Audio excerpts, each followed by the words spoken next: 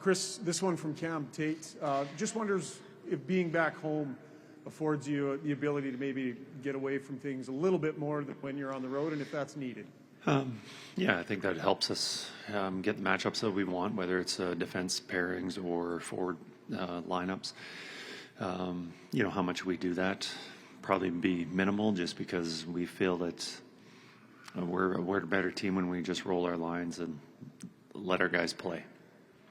For me, this team obviously went through some significant adversity early this season. Do you feel that there's a built-in confidence as a result of that they can maybe access right now? Yeah, you think about things that we've gone through this season. Regular season looked like there was no chance of getting out of the hole that we were in to make playoffs, and we were able to do that and be in a playoff picture by the end of January. Now, through the series, down against Dallas, having 2 elimination games against Vancouver. We've been in tough situations, and our mentality's been the same no matter it was regular season starting in that game against Washington or Vancouver or Dallas. It's always been just win the next game. So whether we're up or down or whatever, we've always been able to just think about the next game, and that's definitely true for tomorrow. Kris, when you look at the video from the 2 games, you generated a lot more in Game 1. What did you, looking back, what did you like about that game more? What do you need to see from Game 3 to generate as much offense as you did then rather than Game 2? I think just the simplicity of our games, winning battles, playing faster, using our legs. If you take care of those little details, things just allow us to showcase our skill after. But if we're not playing fast, if we're not winning battles, nothing else matters, because that's where the game starts, and that's usually where the game finishes. So we have to make sure that we're ready to compete and skate. Second row, right side. Hey, Kris. Just a couple of lineup questions for you here. What is the status of Darnell Nurse, and if he can't go, how big of a loss is that? Also wanted to ask you about Evander Kane and Corey Perry. Would he kind of maybe come back in the lineup? Yeah, Corey's quite likely to come back in the lineup. Darnell, we haven't considered much of not having him for our next game. Right side in the far back. Morning, Kris. Just over here in the back. Of course, in the first round, a lot was made of the LA Kings 1-3-1 in the neutral zone. Florida played the 1-1-3 to perfection in game number 2. What elements of your guys' game needs to be present to combat that 1-1-3? Just playing faster. Anytime you play a team, it's there's always structures, and you always want to get into that. Whether it's us, Dallas, any team in the NHL, they want to get into their structure, and everyone's in positions to defend and know their responsibilities. The faster you can play and move the puck, it doesn't allow them to get set up. So I guess the biggest part of our game that we want to do is play faster, and that's with our legs, and that's also moving the puck. Left side, third row.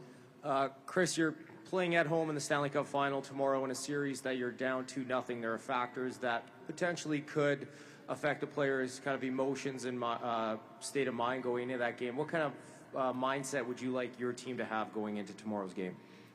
Just focusing on the details that we need to do, playing our game, and thinking about all the things that we've done well through the season and accomplished. They should be very proud and happy about what they've done so far this year. Now saying that, no one's content about what they've accomplished right now. But I think they should feel good about themselves, how good of a team that we've got. Each individual are good hockey players. And if we bring it collectively, we should have a pretty good chance. Stay on the left, Luke. Kris, considering the situation and the position he plays, Stuart Skinner seemed very conversational, loose, relaxed this morning. How would you describe his personality, and how unique is he in terms of goalies you've worked with? The Stu's, anything that comes his way, any adversity, rolls off his back pretty easily. I think he handles it really well. And, I think going back to the regular season, there's very few times where I said, it could have been better. The times that he could have been better, he always took ownership and always responded very quickly after maybe a subpar performance. And, I think the guys have a lot of confidence in him. And throughout the playoffs, there's been some ups and downs, but I think after the 2 games that he didn't play against Vancouver, I think he's played very well. And I think he's been able to, the reason why he's been able to do so well is just his mentality of, just like I talked about with our team, just putting the past behind us and thinking about our next shift, our next game, our next play. And, I think Stu's done a really good job of that. Right side, front row.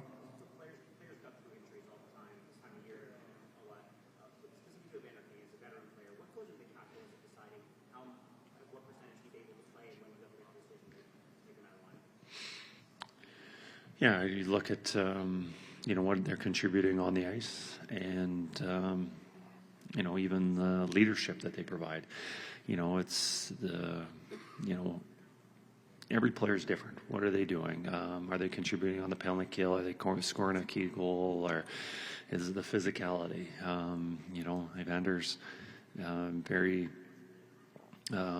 beneficial having our lineup with the physicality and the hits. And, as a coaching staff, we're making those decisions. And it's difficult to measure it. Each player is different. You can't say, he's only playing this many minutes or he's only scoring this much. I don't have a direct answer for you. Left side up front. Connor just talked about being here at the Stanley Cup Final, enjoying the moment, making sure that everyone's doing that, but also playing desperate. As a coach for your team, how do you make sure players find that balance? I think as a coach, it's important to talk to the players about what needs to be done, and not in a threatening manner, not in if this doesn't get done, it's catastrophic that we won't have success. But I think it's important to tell them the details that are important for us to do to have success. And if they are done well, we got an opportunity to win. And, it's also, I think, and as making it lighthearted, I think coach always has to read the room on what the players need. Is it, more direct? Is it more casual? It's each day is a little bit different. I think the players put enough pressure on themselves. They know what's at stake.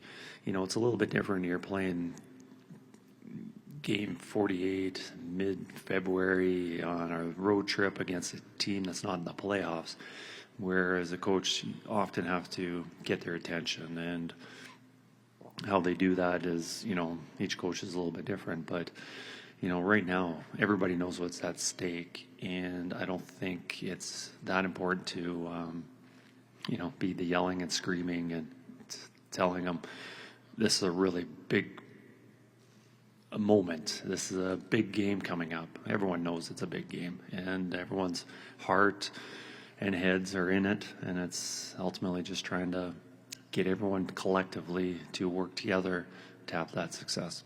2 more questions. Mark, then Greg. Kris, Connor just sat up here and gave us a very sort of mature look at what he's thinking and how he's leading this team.